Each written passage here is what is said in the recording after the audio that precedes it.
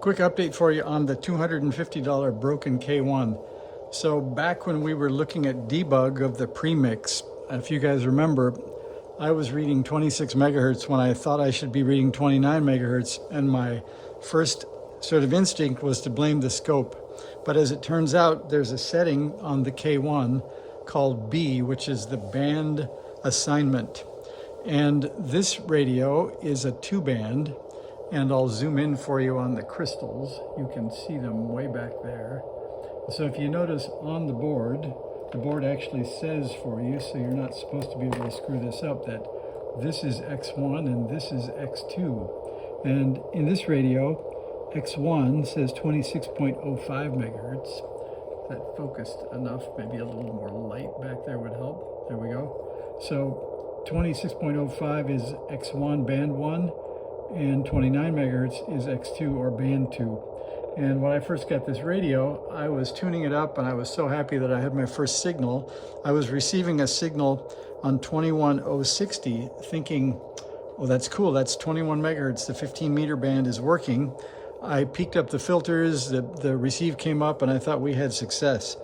Then we started debugging and I found that the premix crystal, our premix oscillator, was at 26 megahertz instead of 29, so none of the math would work out to get us from 3 to 29 to 26, and then we took away 5 or 4.915, and that got us to 21 megahertz.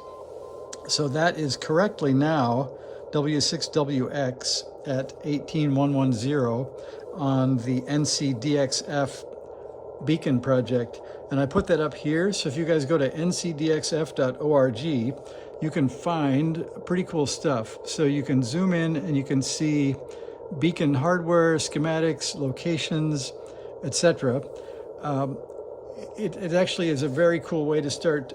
So when you first start working on a radio, mostly you're up at midnight and all the bands are dead.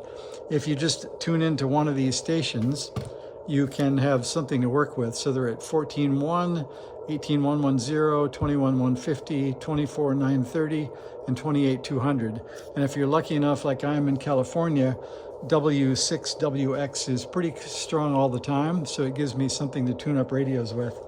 And the cool thing is it starts out at 100 watts, and then it does 10 watts, then it does 1 watt, then it does 100 milliwatts. So if you can receive that, you can either blame it on propagation or your radio. So it's kind of cool. And I think, let's see, I don't think we want to go through much of this, but beacon locations is sort of interesting. That'll give you a look at where each of the stations is, and then they broadcast every 10 seconds on a different band. So when you try to figure out when is W6WX going to be on, the best thing to do is be on the website, and you can actually just watch. There's another page that shows which beacon is on which frequency at any given moment, so you'll know when to watch for it. So I think we'll end that one there.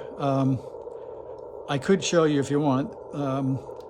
If we go into settings, oops, sorry about that.